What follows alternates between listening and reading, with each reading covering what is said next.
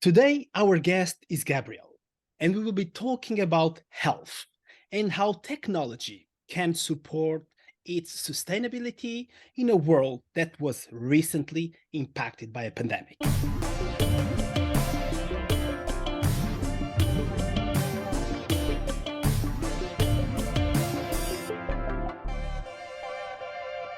Hello, and welcome to this episode of CRUZAMENTO Podcast. In today's show, we will talk about the intersection of technology, healthcare, and sustainability. My name is Daniel Guedelha, and together with me is my friend and co-host, André Correia. Hello, and welcome to another episode of CRUZAMENTO Podcast. Today, we have with us Gabrielle Fitzgerald. Hello, Gabrielle. Very welcome to this show. Thank you. Great to be here. First question, our usual question, in 30 seconds. Who is Gabrielle Fitzgerald? Well, thank you for having me. Gabrielle Fitzgerald. I am currently the founder and CEO of Panorama, which is a platform for social change. I'm based in Seattle, Washington, in the US, and you can see our famous landmark, the Space Needle, behind me. And my background is, I can now say it's neatly divided into 3 chapters. So first, I worked in politics and government. Then I worked in philanthropy. And now I think of Panorama as a place where I'm bringing all of that work together as a social entrepreneur, supporting any leader that wants to accelerate the pace of change, whether they're a philanthropist, corporate social responsibility, nonprofit leader, or social entrepreneur. So I hope I made it in 30 seconds. Oh yeah, well done, well done. And social entrepreneur, as well comes to my mind, and is the area, the space of health and global health. And this is a topic that gained more public interest with COVID-19.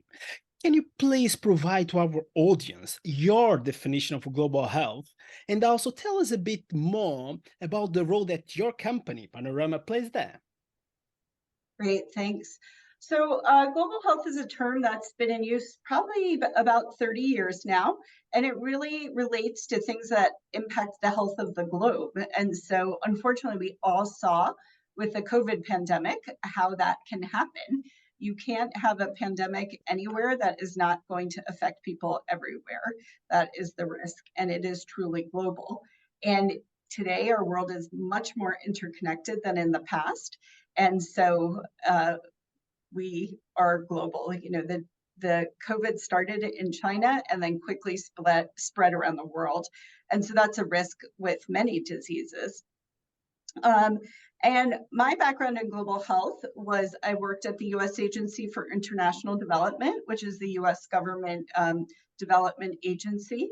I worked in the Office of HIV/AIDS there, where the U.S. was the biggest global funder of HIV/AIDS for, still is today, and was at the time I worked there.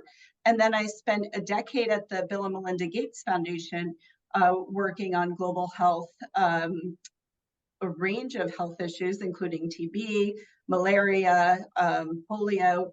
All of these things are global infectious diseases that actually have a ripple effect on populations everywhere. So, and today at Panorama, while we are not focused on health, we do work on many health issues. We've worked on Ebola outbreaks. We work on ensuring vaccines get delivered by supporting partners, working on cervical cancer. There's a lot that needs to be done to ensure we all stay healthy. And thank you for that definition, Gabrielle. In our podcast, we like to give examples, and that's exactly what I'm going to ask. Would you be able to provide us with 2 concrete examples of where technology is helping that global health around the world? Yeah, so I mean, we saw I would say the best example of a technological advance, and you know, it's not software type technology, but the introduction of the COVID vaccines was a brand new type of vaccine technology. Now, the speed of development and delivery was amazing, and so that's a really positive technology development story. On the flip side, those vaccines were not distributed at all equitably. There was terrible inequities about which countries receive the vaccine, and people like me in the US were able to receive multiple booster shots. And then many parts of the world, many people have not even had a single vaccine. So I would say it's almost a best and worst of technology in that one example, because technology is only beneficial if it gets to those who need it. Sorry, go ahead. No, that's a very, very fair point. It's a absolutely brilliant angle. But go ahead, Gabrielle. You want to compliment? No, so I was going to say, we're unfortunately starting to see, when you think about sort of traditional technology, as we move into a world where artificial intelligence is common and providing a lot of personal information via the internet is common, we're starting to see technology being used as a weapon for personal health. And so here in the US right now, there's a lot of talk about women entering information about their menstrual cycle or their pregnancy, and that potentially being used against them. If they seek certain types of abortion or things that are illegal in some states. And this is a huge risk around the world that personal health information could be used by governments who espouse a certain philosophy. And on the artificial intelligence, what we're also seeing is a lot of false portrayals of people, women, particularly political candidates, who are being displayed as not in their true selves through artificial intelligence alteration of photos. And we're seeing a very negative impact on mental health because people are sometimes being personally threatened, subject to abuse, harassment, and things like that. Once they're on the internet, they can't come down. So, there's many, obviously technology is a double-edged sword. There's amazing things happening, but with each step forward, there's always consequences that perhaps were unanticipated. We really appreciate the angle of the advantages and disadvantages, right? So everything that has in life, and maybe we really like the angle of the inequality when you provide as well the examples of COVID-19. Let's maybe stay there a little bit. So how do you think we can make sure that new technological solutions are accessible and affordable to people in all parts of the world, especially in the so-called LMIC, so low and mid-income countries? Yeah, so that is a question that many leaders are grappling with right now, because there was a lot of ambition that COVID could be a turning point where we could overcome mistakes of the past, where vaccines and medicines were introduced in the Western countries or high-income countries. And I think the world fell terribly short of that with COVID. And so there's a lot of initiatives being discussed right now for making sure countries around the world are able to manufacture vaccines to better distribution mechanisms. But I think one thing we're seeing in people that work on pandemics, there's a phrase that's called the cycle of panic and neglect. And so we saw several years of panic around COVID, and people are so ready to move on that some of these huge problems that were identified during COVID, I fear that people are ready not to solve them because they just don't want to talk about it anymore. So it really takes a concerted advocacy effort to make sure that stays top of mind and people don't turn to the next issue. Going a little bit back to your experience and now trying to close here the loop as well. For several years, you've mentioned you worked for the Bill and Melinda Gates Foundation. And for all those that are watching us and listening to us, yes, it is the same Bill Gates from Microsoft. How is Bill and Melinda Gates Foundation looking at philanthropy? And how did your experience with them help to set up Panorama? Well, I'm happy to share from my time there. I haven't worked there in a few years, but I think their priorities are still the same.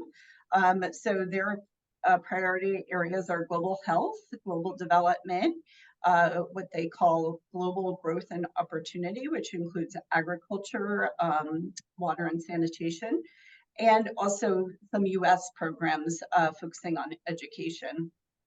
And they have committed to spending the vast majority of their foundation within 20 years of their deaths. So they have a lot of money that they're trying to get out the door as quickly as possible to really make some differences in a number of issues. So one of the top issues that they were focused on during my time and still today is polio eradication. It's a disease that, you know, I think people of our generation really haven't had to think about, but if you ask parents or grandparents, it was a very scary thing for them. And now we're down to a tiny number of countries and people that have had polio. And so there's great hope that the disease can be eradicated. And other priorities are ensuring women have access to contraceptives so that they can plan their families with, you know, the way they want to, with help of the technology of contraception.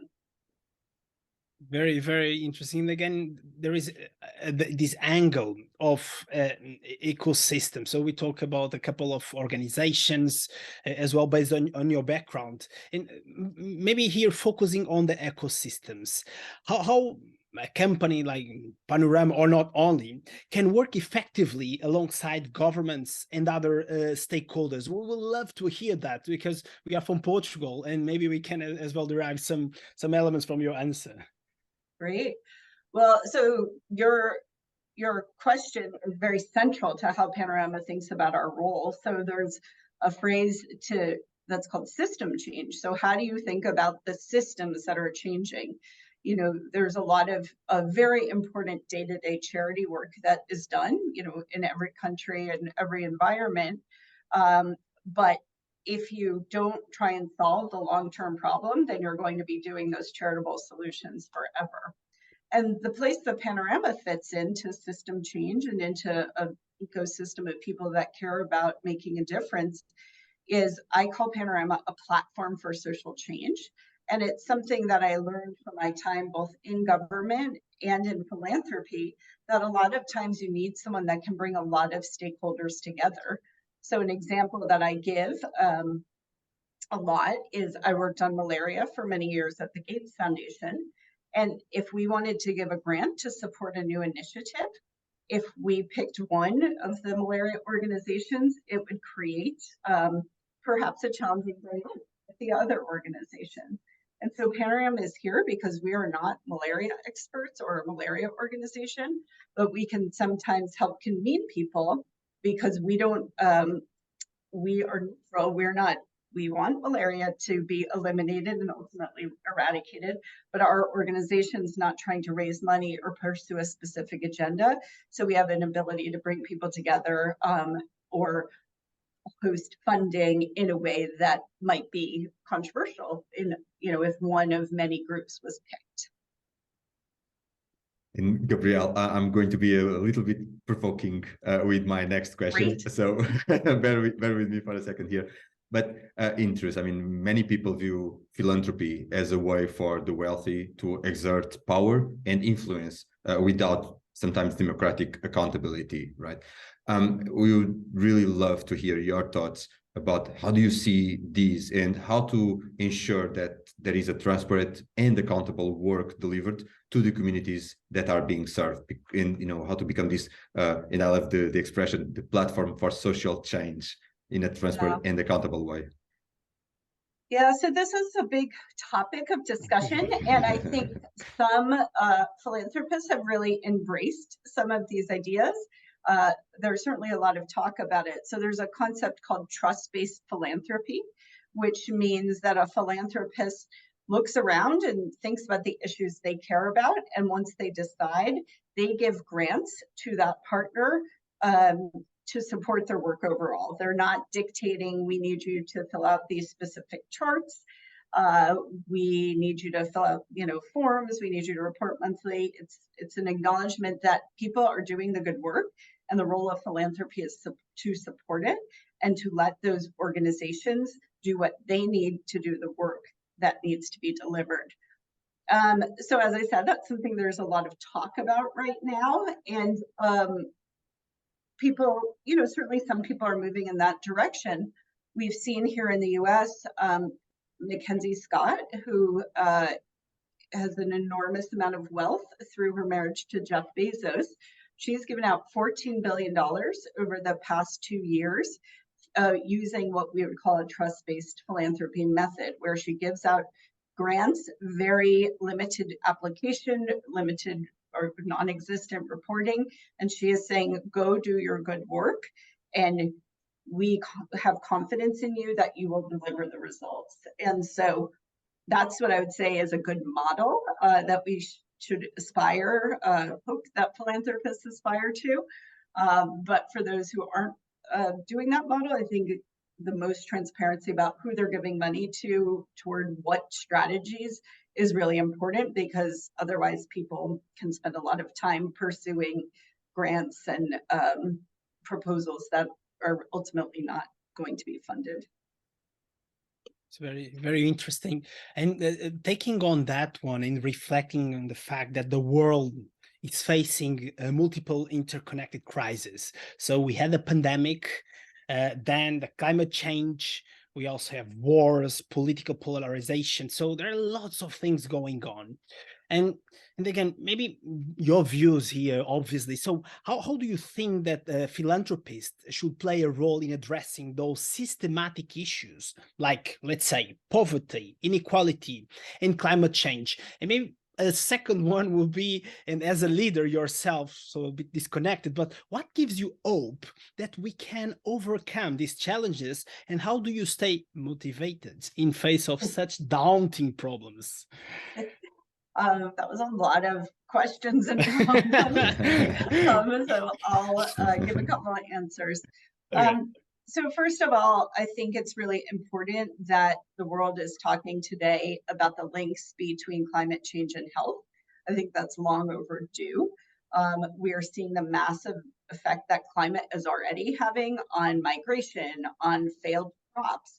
And so it's a little slower than I think would have been preferable for the world, but at least people are starting to acknowledge the intersection of these crises, or the poly-crisis the world is now facing.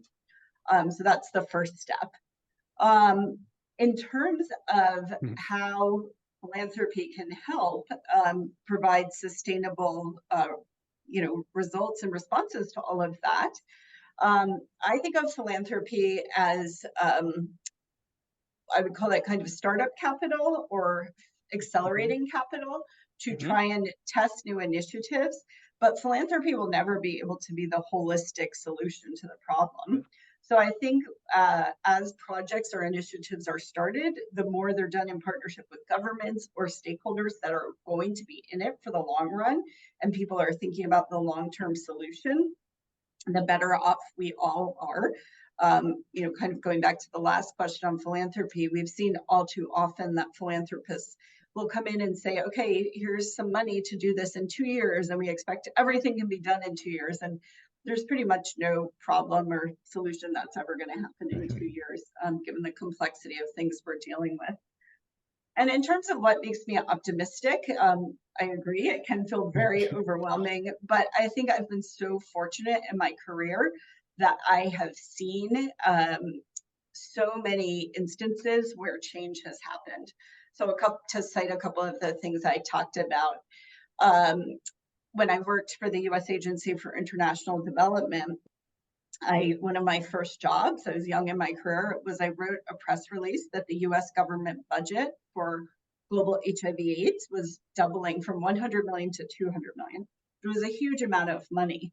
And then just a few years later, President George W. Bush announced a new initiative called the President's Emergency Plan for AIDS Relief, where he pledged $3 to $5 billion a year for HIV/AIDS.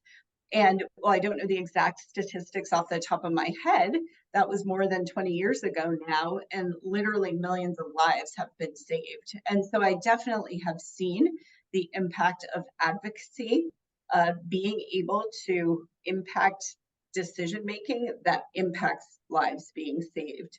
And I also spoke about polio eradication, even though it's taking a while to get those last few cases, not probably 30 years ago, it was in 75 countries around the world. And so the fact we're now down to just a small handful shows that there is an ability to make progress. And just keep going with that outlook, Gabrielle. In the third season of our show, we are combining the pillars of technology, health, and sustainability. We've been talking about these topics throughout our conversation. Looking at the intersection of those and keep looking as well ahead in time, what do you think we are doing today that will have a positive impact in 10 years' time? Well, I mean, the good news is that, we've woken up a bit belatedly to the climate crisis we have. And so every day I feel like I read about a new initiative that's trying to tackle one aspect of climate and sustainability. So I'm going to share one example that I'm personally familiar with. I've recently joined the board of a really amazing startup nonprofit called Tomorrow Now. And they are working to get highly advanced, highly specific weather data to farmers in Africa so that they can plan their crops with up to the minute data, as opposed to relying on the way things had always been traditionally, because sadly things are changing so much. And so I think that's a really exciting example of a mix of a technology solution that's going to impact sustainability and health. And it's just kind of making sure that, again, we're getting technology to the people that need it. So that's a small example, but one that I think is really exciting and, seems very doable. Some of the examples sound like they were created out of a science fiction movie, but getting weather data to people who need it, that seems very manageable. Indeed, Gabrielle, and we are moving towards the end of our episodes. It's really a note on the word of impact that you use throughout this episode. Really, really interesting. So we want to thank you very much for your time and availability, Gabrielle. Today we talk about global health. We talk about a world that is facing multiple crises and how to go about it, how leadership is important and optimism as well. Maybe the very last question, Gabrielle, in case our audience wants to know more about you or find you online, where can they look at? Well, we have a website, panoramaglobal.org. And also we have several other websites that talk about the things we do through the rest of the Panorama family. So I would love for people to check it out. And we're always looking for partners. So if there's something we can do to help solve a problem, we'd love to talk. Gabrielle, thank you very much. It was lovely talking to you and learning so much. If you like the discussion today, push the like button below and subscribe to our podcast. This way, more people will be able to find these initiatives and so many more. You can also find us on LinkedIn, Instagram, and other social networks. You are also invited to subscribe to our newsletter. Bye for now, and we hope to see you very soon for another episode of CRUZAMENTO Podcast. Bye. Thank you, Gabrielle. Thanks for having me.